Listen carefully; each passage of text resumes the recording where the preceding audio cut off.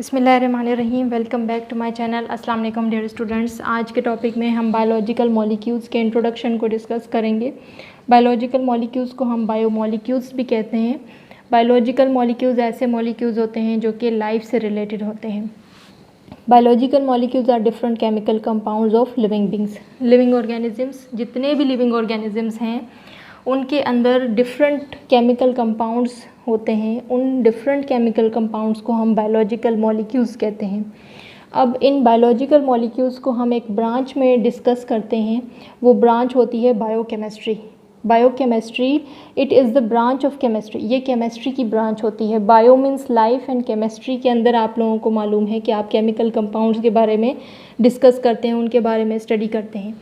Deals with biological molecules and metabolic reactions और metabolic reactions का मतलब ये है कि उनके अंदर केमिकल रिएक्शंस जितने भी होते हैं, बॉन्ड्स टूटते हैं, फिर नई चीज़ें बनती हैं, फिर वो टूटती हैं। तो इस तरह से जो जितनी भी केमिकल रिएक्शंस हो रहे होते हैं उनको हम मेटाबॉलिक रिएक्शंस कहते हैं। ये ह्यूमन बॉडी हो या तो जितने भी ऑर्गेनिजम्स की बॉडी के अंदर जितने भी केमिकल रिएक्शंस हो रहे होते हैं हम उनको कलेक्टिवली मेटाबॉलिक रिएक्शन ही कहते हैं।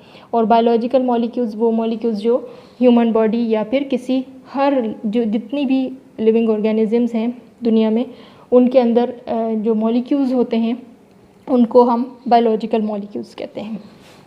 बायो एलिमेंट्स, आप लोगों को मालूम है जितने भी मॉलिक्यूल्स होते हैं, कंपाउंड्स होते हैं, वो एलिमेंट्स से मिलकर बनते हैं। और अगर हम बायो में बात करेंगे तो उनको हम बायो एलिमेंट्स कहेंगे। तो बायो एलिमेंट्स दो तरह के होते हैं लिविंग ऑर्गेनिजम्स के अंदर। एक मेजर एलिमेंट्स हैं और माइनर एलिमेंट्स हैं। मेजर एलिमेंट्स 6 होते हैं: oxygen, carbon, hydrogen, nitrogen, calcium and phosphorus. तो ये 6 जो हैं वो मेजर एलिमेंट्स हैं जो कि एक ह्यूमन बॉडी के प्रोटोप्लाज्म के अंदर अगर हम देखें, ह्यूमन बॉडी के एक सेल को अगर हम देखें तो सेल को हम प्रोटोप्लाज्म कहते हैं, यानी कि साइटोप्लाज्म और न्यूक्लियस को मिलाकर हम कहते हैं प्रोटोप्लाज्म। तो ह्यूमन बॉडी के अगर प्रोटोप्लाज्म की हम बात करें तो उसके अंदर 99% जो है वो 6 मेजर एलिमेंट्स प्रेजेंट होते हैं। और जबकि 1% माइनर एलिमेंट्स होते हैं जिसके अंदर sodium, potassium, chlorine, magnesium, copper, sulphur वगैरह जितने भी माइनर एलिमेंट्स हैं वो 1% होते हैं, जो कि इनकी बॉडी को इतनी नीड नहीं होती। ठीक है, 1% ज़रूरत होती है, बाकी 99% ह्यूमन बॉडी के अंदर उनके प्रोटोप्लाज्म के अंदर ये 6 एलिमेंट्स होते हैं। आप लोगों को ये भी मालूम है कि एलिमेंट्स मिलकर मॉलिक्यूल्स बनाते हैं। और मॉलिक्यूल्स दो तरह के होते हैं: इनऑर्गेनिक मॉलिक्यूल और ऑर्गेनिक मॉलिक्यूल। ऑर्गेनिक मॉलिक्यूल वो जो कार्बन हाइड्रोजन के साथ डायरेक्टली बॉन्ड नहीं बनाते तो वो इनऑर्गेनिक होते हैं। ये आप लोग केमिस्ट्री में भी पढ़ चुके होंगे। तो वाटर और मिनरल्स जितनी भी होते हैं इनके अंदर और इनऑर्गेनिक होते हैं, यानी कि इनके अंदर कार्बन डायरेक्टली बॉन्ड नहीं बनाते, इसलिए इनके अंदर वाटर और मिनरल्स को हम डिस्कस करते हैं। मिनरल्स यानी कि कॉपर, सल्फ़र वगैरह, जिंक है, आयरन है, ये सब मिनरल्स होते हैं। ऑर्गेनिक मॉलिक्यूल्स वो हैं जो कि 4 fundamental type of biological molecules हैं। ऑर्गेनिक, याद रहे ऑर्गेनिक का वर्ड जहाँ पर भी आता है इट मीन्स कि ये रिलेट करता है लिविंग ऑर्गेनिज्म के साथ। तो बायोलॉजिकल मॉलिक्यूल्स कह लें या ऑर्गेनिक मॉलिक्यूल कह लें, बात एक ही है। तो 4 फंडामेंटल टाइप हैं जो कि फंडामेंटल हैं, यानी कि हर लिविंग ऑर्गेनिज्म में प्रेजेंट हैं। जितने भी दुनिया में लिविंग ऑर्गेनिजम्स हैं उनके अंदर ये 4 फंडामेंटल बायोलॉजिकल मॉलिक्यूल्स प्रेजेंट होते हैं। और इन 4 को हम इस पूरे चैप्टर के अंदर इनके स्ट्रक्चर और इनके फंक्शन के साथ डिटेल से स्टडी करेंगे। आज मैं जस्ट इनका इंट्रोडक्शन दे रही हूँ।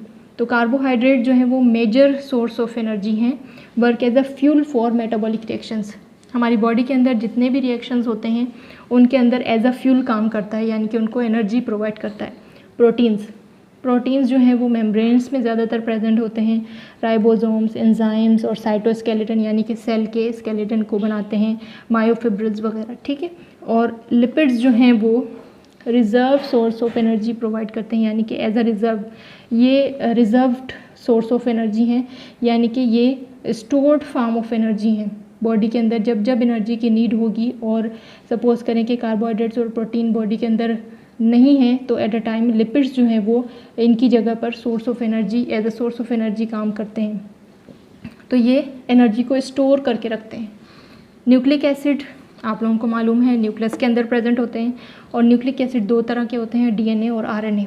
डीएनए जो है वो क्रोमोसोम के अंदर प्रेजेंट होते हैं, और आरएनए जो है वो न्यूक्लियोप्लाज्म एंड साइटोप्लाज्म के अंदर प्रेजेंट होते हैं। न्यूक्लियोप्लाज्म वो जो न्यूक्लियस के अंदर प्लाज्म है, और साइटोप्लाज्म वो जो सेल के अंदर उसका जो प्लाज्म होता है यानी कि उसका जो फ्लूइड होता है उसको साइटोप्लाज्म कहते हैं। It takes genetic information from DNA, ये डीएनए से जेनेटिक इन्फॉर्मेशन लेकर and play role in protein synthesis, वो जेनेटिक इन्फॉर्मेशन ये डीएनए से लेकर प्रोटीन बनाते हैं। ठीक है, तो इस तरह से ये इसको कंप्लीट हम ट्रांसक्रिप्शन और ट्रांसलेशन वाले टॉपिक में डिस्कस करेंगे।